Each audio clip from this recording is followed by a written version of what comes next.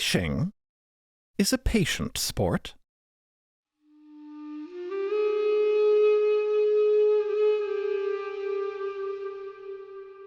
It requires a methodicalness, a series of preparations, each linking together through time. Through space. This enables you to create a scenario by which you might ensnare your prey, the fish in this example. Even then, patience is required. One must achieve that state of readiness, but then carry that readiness with them, as they are inevitably subject to the ponderous progression of time, waiting for the moment to suddenly seize the intent and possibility of another living thing for your own. As a farmer might tend their crop, or a shepherd care for its flock, there is an end that has been set.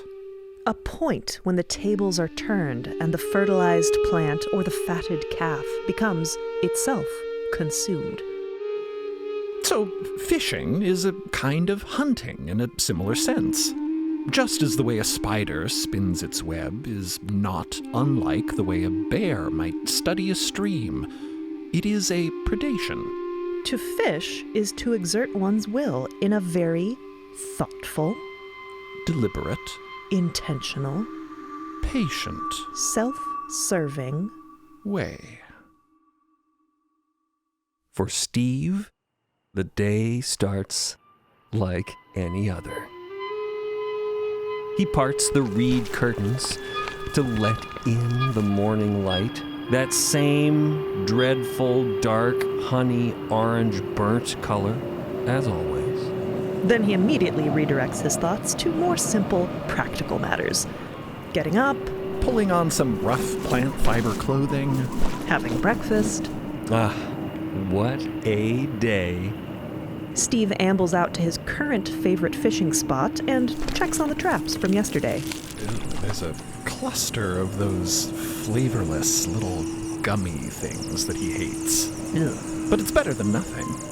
One of the nets here has a little hole in it, and Steve squats down comfortably, easily, to mend it, watching the dappled light glimmer and twinkle on the surface of the lake. That was a weird pause. It was a little, wasn't it? You might be wondering why we paused like that in that weird way. We're getting there. We're setting the scene. Steve empties and resets his traps, gently, with precision, sending a quiver across the lake's domed surface. Good, he thinks to himself. He's had the luxury of time to develop this particular skill. Nostalgically and with a flutter of happiness, he recalls his first few ill-fated attempts at fishing. Poorly woven nets that quickly ripped to shreds. Knots that unfurled themselves at the worst possible moments. None, though, can compete with this method that he's iterated upon, innovated through trial and error, success and failure. Like we said, fishing is a patient sport. He wasn't always good at fishing, but he's always been good at patience. And he's pretty good at fishing now, which is good for him, because if he weren't, he might be dead. Oh, that is good for him. Good for you, Steve. Hey, Steve! Nice going, Steve. We're Team Steve here. Steve hums to himself, quietly. Anticipatorily, though, there is an eagerness to the tune. And he focuses intently, his attention like a beam of light, tracing the shadows of potential fish just beneath the surface. He knows the traps can only ensnare so much. Other kinds of prey require a more, direct approach. So he shucks off his clothing and picks up his lightweight reed spear. Sunlight and shadow play across the sculptural smoothness of his body, highlighting muscles that Steve stretches in anticipation. Action. Steve leaps into the dark lagoon, spear at the ready. He's a strong swimmer. You can see as he kicks after the squirming, shiny-scaled trout banana just there, speeding toward it, and he hurls the glistening spear into its side. The trout banana flails and screams, its vital juices leaking from the wound. Heck yeah, Steve. Steve is the victor, and to the victor go the spoils. A tasty trout banana. With another firm kick, he returns to the surface of the lake, heaving the trout banana up and out of it. The lake's surface quivers, bounces, slowly returning to equilibrium after Steve's disruption, reforming into a smooth, dark, convex mirror. Steve is aware of himself in that mirror. But he's trying not to have any complicated thoughts about what he detects. It's better that way. And helpfully to distract him further from his own reflection, there is now something else of interest reflected there. Ooh, is it another fish? What could be more interesting than another fish in this fishing podcast? No, that's not it at all, though, is it? What is that? Steve perceives an iridescent twinkle there, a sharp image on the dewy surface of the lake. Steve turns to get a better look at it. A vast, darkly iridescent prism of some otherworldly material is inexplicably floating by above him. Huh. He's, pretty certain it wasn't there before. Steve gasps in inexpressible incredulity. The trout banana, which as it turns out wasn't completely dead after all, senses his grip gone slack and thrashes, flinging itself back into the depths from which it came with a sudden muscular wriggle. Doesn't matter to Steve. No, his attention is fixed on this new thing. It drifts, directionless, slow. The sunlight glimmers and twinkles across its planes like a kaleidoscope. And barely, just barely, through its dark, reflective walls, Steve discerns movement within.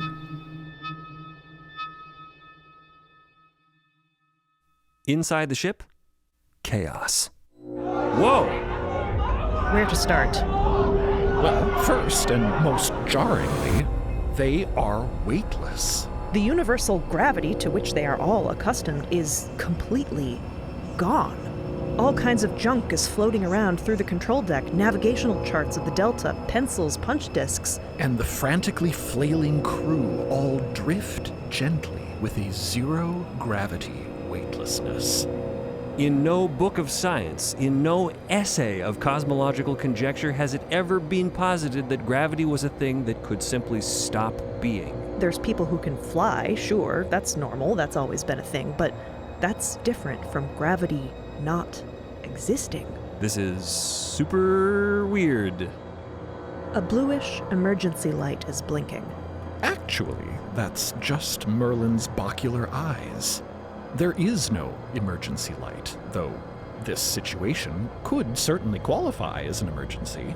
Things are bad. Things are weird. The ship is without power. The fold light sits uselessly in its metal cradle, inoperative, dark. The fold inside the bulb floats like a sphere of weightless ink. Cleo was screaming at the top of her lungs a moment ago. An awful, raw, animal sound of shock and horror and grief, but it was the kind of screaming that's kind of impossible to maintain for very long. It's breaking down already into shaky, inarticulate sob gasps, blending into all the slowly crescendoing murmurs and noises of the rest of the crew stirring to awareness. Outside of the ship, all around it, in darkness, there drift many, many blobs of what looks very much like fold, undulating gently, occasionally occluding the strange golden orange glare of that bright, glowing thing. That sun. In the dark distance, as the ship floats adrift in inconceivable void space. Just moments ago, the crew all experienced something that none of them can understand or explain. All they really know is that something, a lot of things, really, have gone very, very, very, very, very wrong. And the one person who might be able to help them best of all is... What happened? Where are we? Rawfield is floating, drifting, spinning slowly in zero gravity. Is anyone hurt? Where's Artifice? the granddaughter is casting about, trying to grab hold of something, anything. Artifice. Poor Cleo is just hyperventilating at this point, unable to get words out. She's fixated on her lights, or rather, the lack thereof. Everett is trying to grapple against the navigation table, her binoculars floating in the air, loose on a cord around her neck. Fucking what? Merlin grabs hold of a table corner, barely righting himself. Biological man, are you all right? I'm floating. I'm upside down, Merlin. My stomach contents is traveling up my... No, stop, don't. It'll float all over the place. Please, biological man. The biological man is certainly not the only one experiencing sudden stomach upset in this strange, weightless environment. Felix is looking a little green around the edges. I think I'm gonna be sick. Rawfield pushes off of a control surface, drifting slowly towards Cleo. Your lights, your bioluminescence. Are you injured? How are you? I don't think so. But this has never happened before. I didn't know it could. Zila is rotating in space as well, trying to get a look at everyone. I think we're okay. Ripley, physically. Where's Artifice? What did he do to us? The crew tries to take stock of their weird-ass situation. Rawfield is entreating everyone to take deep breaths, take stock of themselves, check themselves for injuries. Everyone's pretty fucked up and freaked out, but so far, no apparent significant harm. Except for the total absence of Mother Artifice. And besides Cleophe's lights, no injuries to speak of, no abrasions, no scratches, no strange or unusual reality-bending symptoms of whatever occurred. No, everyone's totally fine. Well, whatever just happened, it's taken the phone light offline. We should find out if it's broken or just off, because that will determine everything that needs to happen next. Mickey is attempting to float herself over toward the punch disc controls. She holds out her hand urgently towards Merlin, signaling him to wait. Before we try to turn it on again, it might not work normally in this environment. Who knows what might happen? Everett floats in next to Mickey. Right, in case it's damaged or if it breaks again. To be on the safe side, we should treat this as our only chance to affect the ship. What are our priorities? For better or for worse, the crew has, at this point, learned a thing or two, particularly from their experience in the depths. First and foremost, they know by now that they do not want to be trapped inside their ship. Or on any one particular deck. Or in an elevator, just to pull a random example. Mickey grabs one of the floating punch discs. Yeah, let's definitely open the hangar door so the stagecoach can come and go. Maybe we should switch the elevators out too?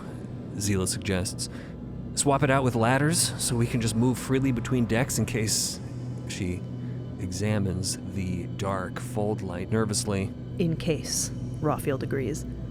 The strange honey sunlight continues to glare oppressively upon the crew floating in zero gravity. Okay, says Everett. Let's try it. And the crew begin to float, to navigate carefully into position around the fold light, manning the controls. It is so hard to move under these conditions. It is nauseating, bewildering, disorienting. This is, well, actually, it would be kind of fun under normal circumstances, but right now they're a little busy. While in this disorienting situation, Merlin tries some disc orienting. Merlin loads the punch discs up almost like a cue in a jukebox or a stack on a multi-record player. The crew exchange glances. Terse nods exchanged, and with a profound Merlin flicks the fold light on. And it activates just fine. Oh, good. Thank goodness. That's a relief. There's a communal sigh as the filaments twinkle to life, and the fold starts quivering and sluicing around just as it normally would. The hangar hangers, and the elevator shaft ladders just fine as both discs trigger successfully.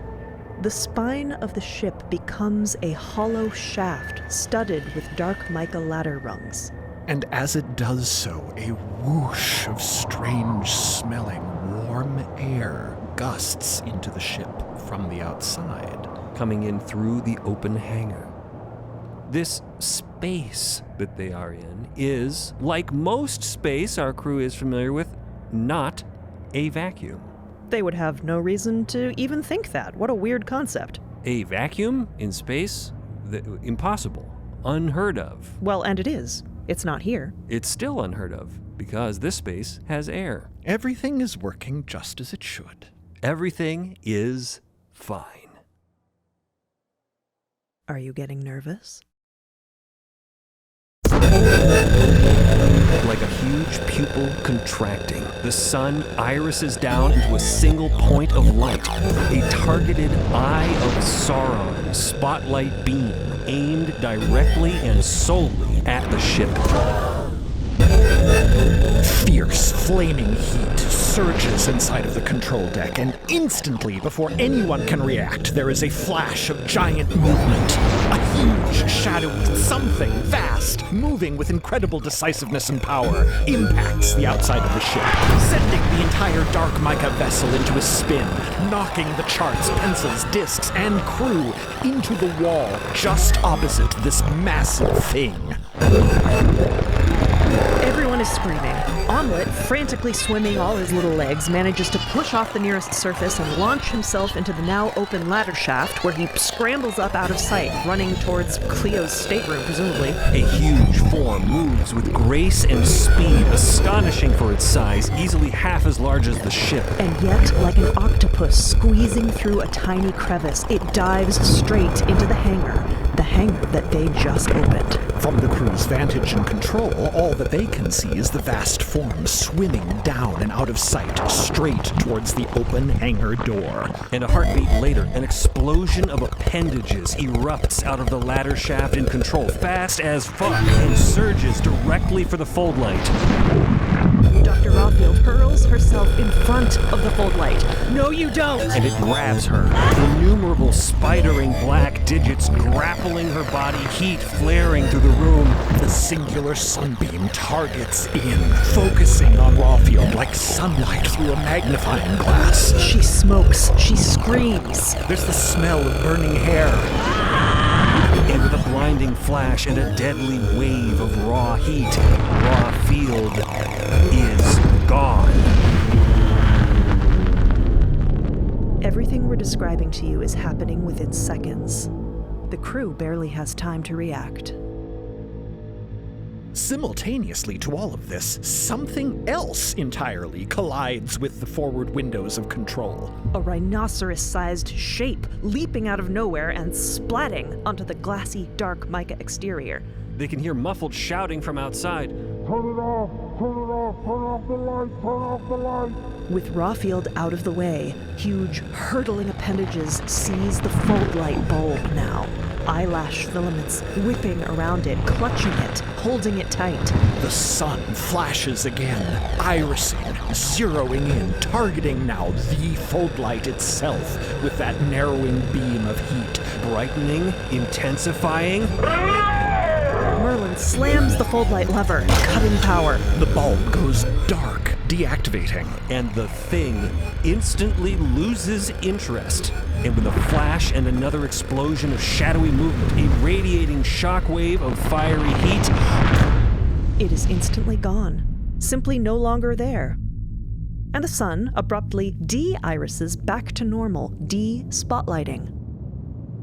Once again, The dark expanse shines warmly with strange, ambient, honey-colored sunshine in all directions. Stillness. Eerie silence. In the control deck of the slowingly spinning ship, everyone is shaking, gasping, speechless, Floating in zero-gravity shock and awe in the weird, sudden quiet. Eyes wide. Decks below, the hangar door is still open. The elevator shafts are still ladder shafts. The fold light is off. A shimmer of rapidly dissipating heat in the space Rawfield once occupied. The smell of scorched flesh, now mingling with strange, warm air. And that other, not quite as large shadow, the shouting one, the rhino-sized one outside, starts to move, slowly. It clings cautiously, non-threateningly. As it moves, it leaves moist, sticky prints on the outside of the ship. Its advice certainly did seem to have been helpful.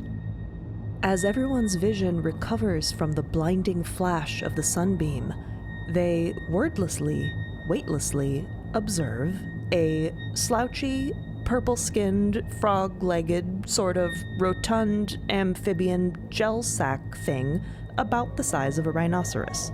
Sprouting from what could perhaps be the top of its body, a pendulous bulb swings from the end of a slender, arching, stalk-like appendage. Like a potato hanging from a root. A pulsating, translucent, fleshy satchel full of twinkling, Christmas tree-like, bioluminescent flickers.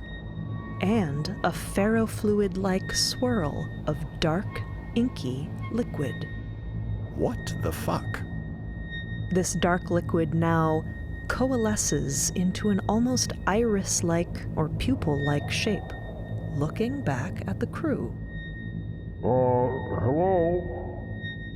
I'm really sorry we have to meet like this. Says the alien. Pinpricks of light twinkling liquidly inside of its head sac. An oddly semi-human voice phonating from a fluttering cluster of pudgy pedipalps at the bottom of the pendulum. Oh, this is off to an awkward start. Hi.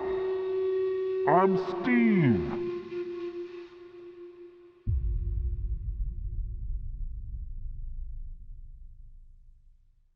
Thanks for listening to Unend. If you're enjoying the story, please rate and review to help someone new discover the cosmos. You can catch Unend every Wednesday anywhere you stream podcasts or through the MIDST Podcast YouTube channel.